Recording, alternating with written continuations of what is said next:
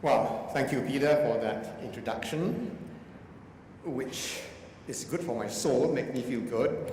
But I think you should spend the time talking a bit more about the issues that involve me.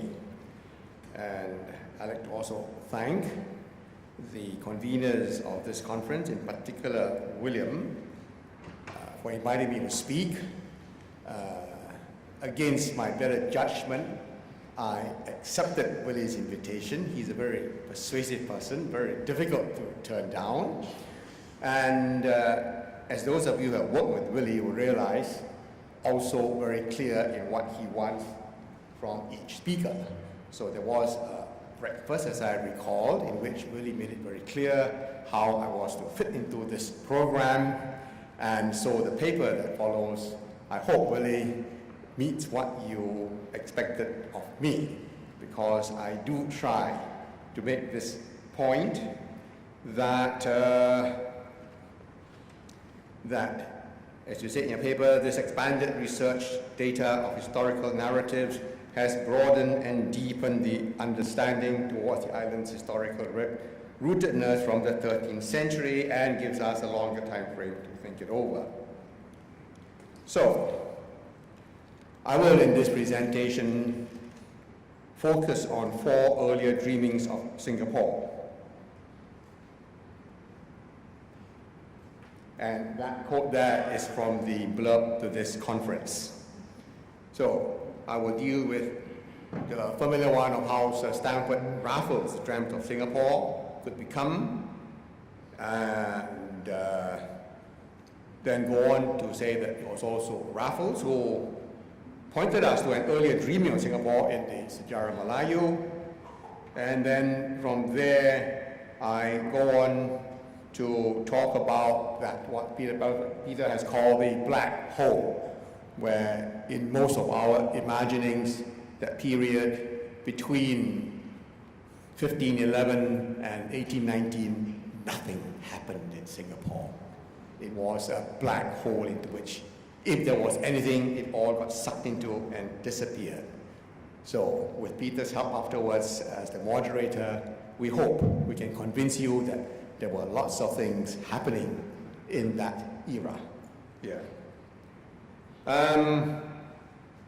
So for that, I will look at how one Flemish gem trader, whom Peter has brought to life, Jacques de Cout, epitomizes or expresses the dreams of that era. Yeah. So, first, you all recognize that man. There are 2 portraits of him, the more informal one when he was younger and the very formal one. The main point is that Raffles did not found Singapore to be a free port, that he was doing it for very clear geostrategic reasons of wanting to block the Dutch and make Singapore the Malta of the East, as he wrote before he got to Singapore, even November 1818, to his good friend, the Duchess of Somerset. I'm now upon a new project, and the object is to secure the command of the Straits of Malacca by establishing 2 commanding posts at Achin and Riau. If I obtain the command of Riau, which your Grace will recollect to have been one of my plans before I left England, I may eventually do a great deal. And for Raffles, as he wrote, the Dutch are worse than I expected. And your Grace knows that was bad enough. They are doing all they can to exclude us from the eastern seas altogether, and have already obliged most of the independent parties, the sultans here, to submit to their authority. My arrival, I understand, has created the utmost alarm. I believe they look upon me as worse than Bonaparte. So Raffles' acquisition of Johor or Singapore had nothing to do with free trade and all of that, as the late Professor Wong Lincoln, the Raffles Professor of History, says. Raffles' acquisition of Singapore was the unforeseen long-term result of Anglo-French rivalry in the Indian subcontinent, the consequent rise of the British Raj, and the need to defend its interests in the Bay of Bengal and the trans-Asiatic route to the archipelago. So, was Singapore Raffles' first choice? No. It was this man, his boss, the first Marquis of Hastings, who preferred the southern end of the Straits of Malacca for a base. And if you look at that map, and this would have been a map that they were all looking at, the most current chart in that point of time by the East India Company hydrographer Horsburgh. It's very obvious. Now let me see if I can find the pointer.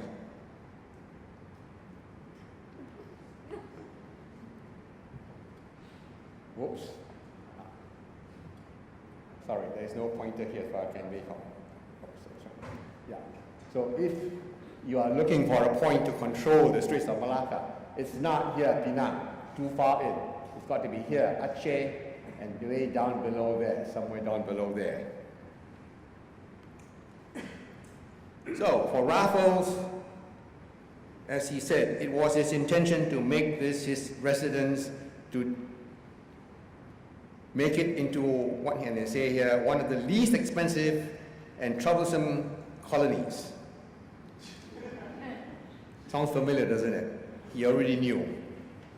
Our object is not territory, but trade, a great commercial emporium, and a fulcrum whence we can extend our influence politically as circumstances may hereafter require.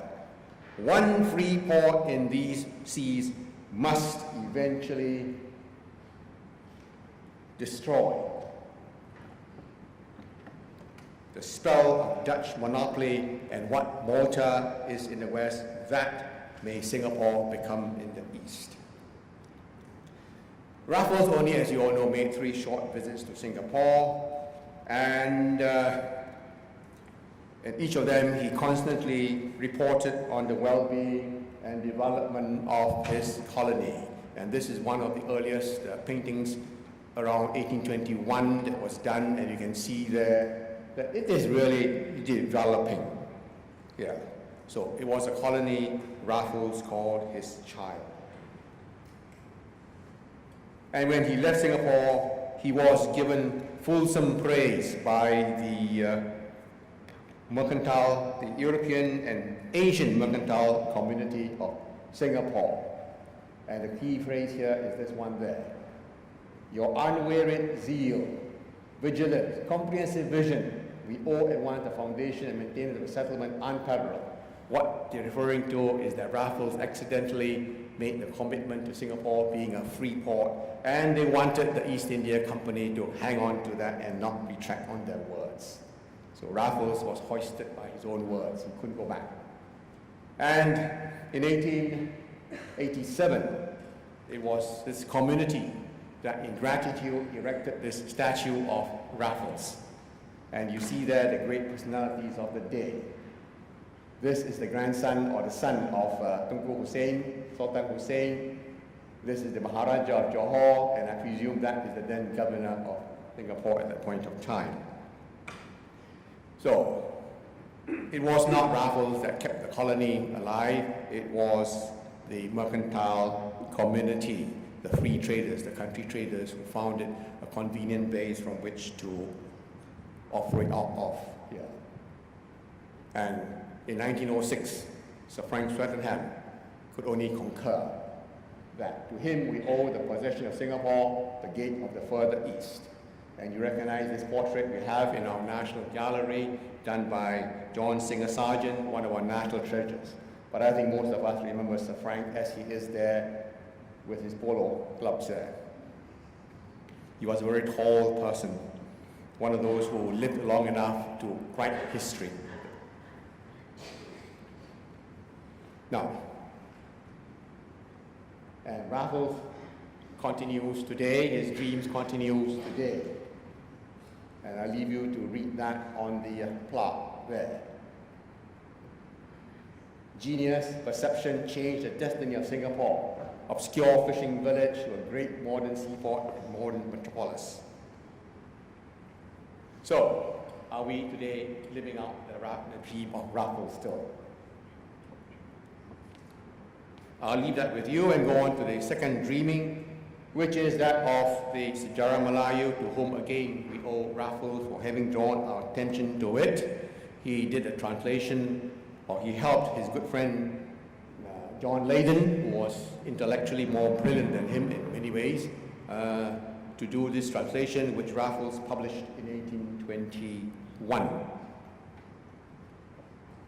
And the Sejarah Melayu basically is the stories of the achievements of the Malacca Sultans, which began in Singapore with the story of course, we all know the prince from Palembang, Sri Tribhuwana, who landed here and saw this thing he called a lion and decided to settle here. And I think our cartoonist Morgan Chua got it about right, that this is what Sri Tribhuwana intended it to be, to establish a new emporium on Singapore that would continue what he left behind in Palembang, in Sriwijaya. And many of us have dismissed that as myth, as fable, to which there's no basis. There are no lions in Singapore, the usual answer. But why the reference to lions is a long question that Imran, my commentator, afterwards may want to answer. But the point is that since 1984, we have been doing a series of excavations on and around Fort Canning that has produced 7 to 9 tons of artifacts that is testimony to there having been a very prosperous settlement on Fort Canning and around it there. And according to the Melayu, Singapore was a great city to which foreigners resorted in great numbers. And the slide there shows you what that great city may have looked like. Something like Trulan in East Java, which had Majapahit, which had very close relations with Singapore. In fact, Majapahit Java invaded Singapore, according to Sejarah Melayu, twice.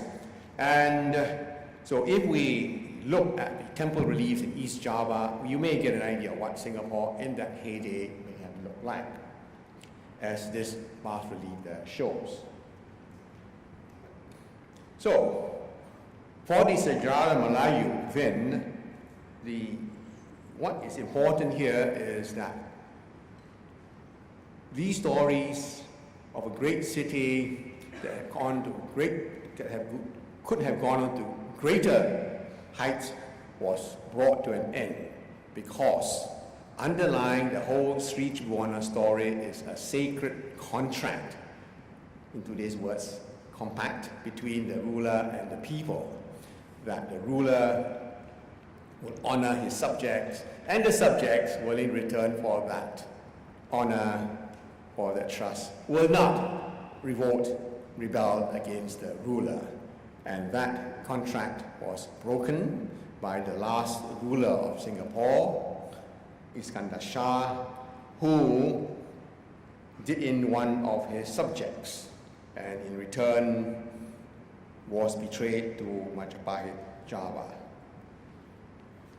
So Singapore came to an end, was had to be abandoned, and the last ruler, Iskandar Shah, went off to Malacca to found a new trading port there, emporium, that survived roughly about a century, from 1402 to 1511. And again, it came to an end because this sacred contract was breached by the last sultan and led to the Portuguese capturing it. Now the issue is, so why did the last sultan of Malacca not return to Singapore which he must have known was the homeland of his ancestors? Why did he instead, after having lost Malacca, wander around for 30 years in the wilderness of Bintan and the southern Sumatra? And it was his grandson who went up the Johor River, all the way up past Kota Tinggi, to Pasir Raja, to Sayong Pinang, to establish a new capital. The answer is a very long one, but basically, if you are looking at it from the defense point of view, well, anybody who wants the Portuguese, who want to come and attack them there, would have to go up all this way, and that is early morning for them to get their defenses in order.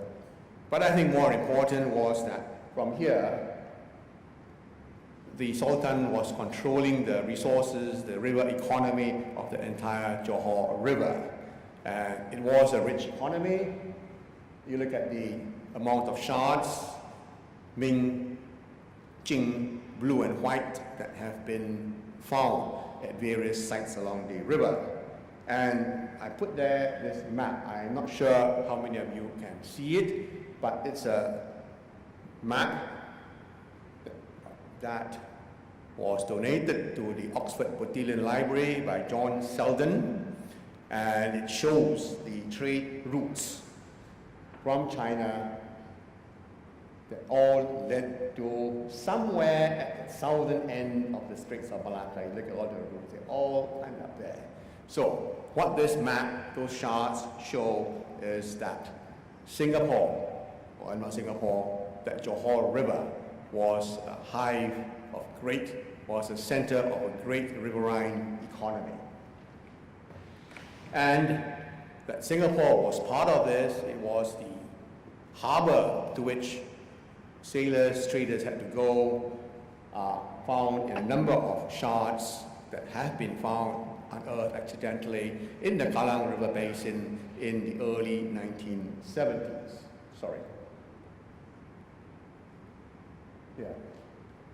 So these are all we have, the evidence that in the Kallang River Basin, in around the early 17th century, there was a harbor, port of sorts. And this is borne out in the maps we have. This is a map that Peter can talk about at length, and this is his redrawing of it that I have taken, or rather his improvement of it. He simply put in clearer nameplates, but Singapore is there. And this is the Johor River, and here are the old capitals, ports of the Johor Sultan, and in particular a place named Batu Sawah, which the Johor Sultans used as located their capital at.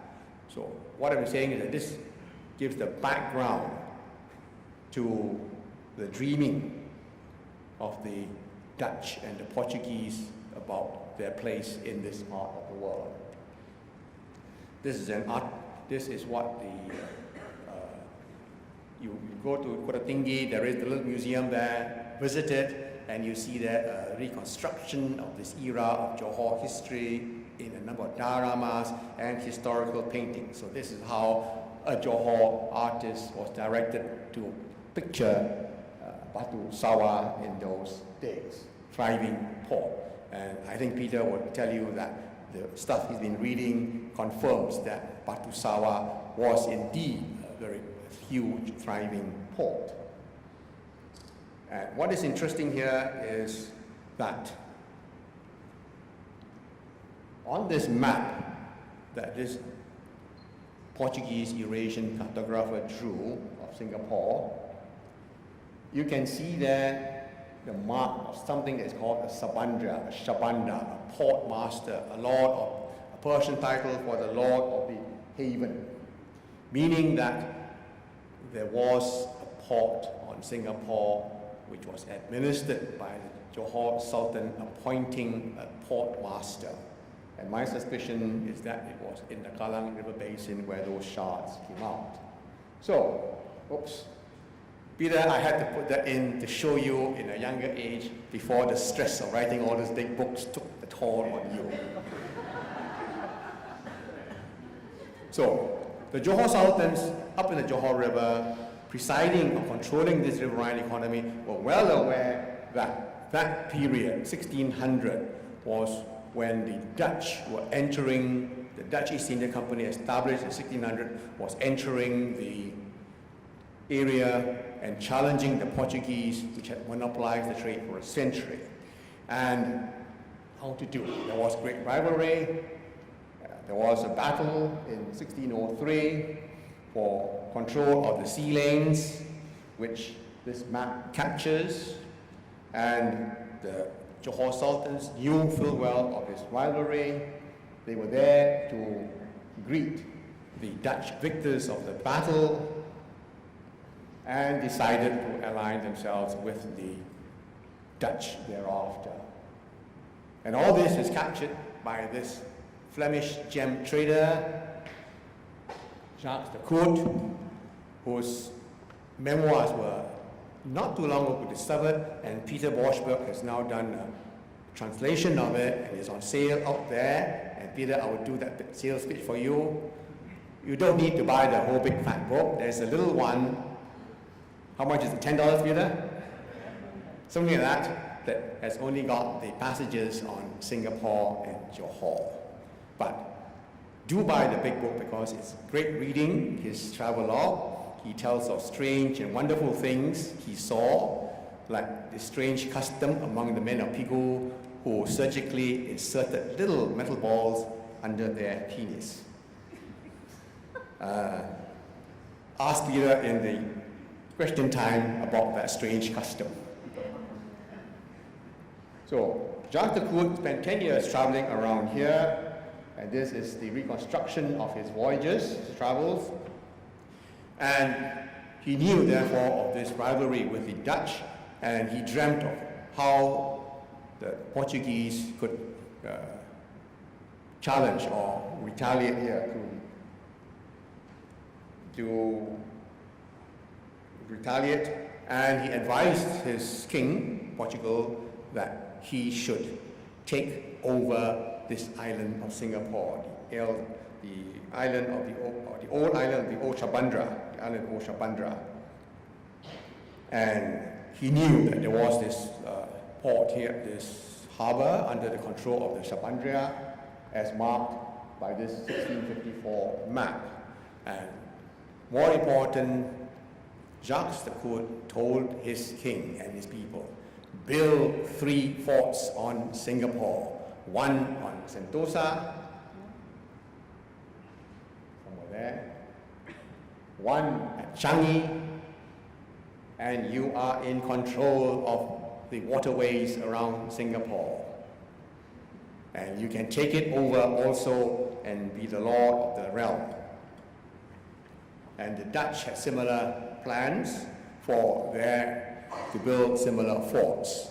So these dreams, for better or worse, came to naught simply because the Dutch and the Portuguese lacked the finances and the political will to carry it through.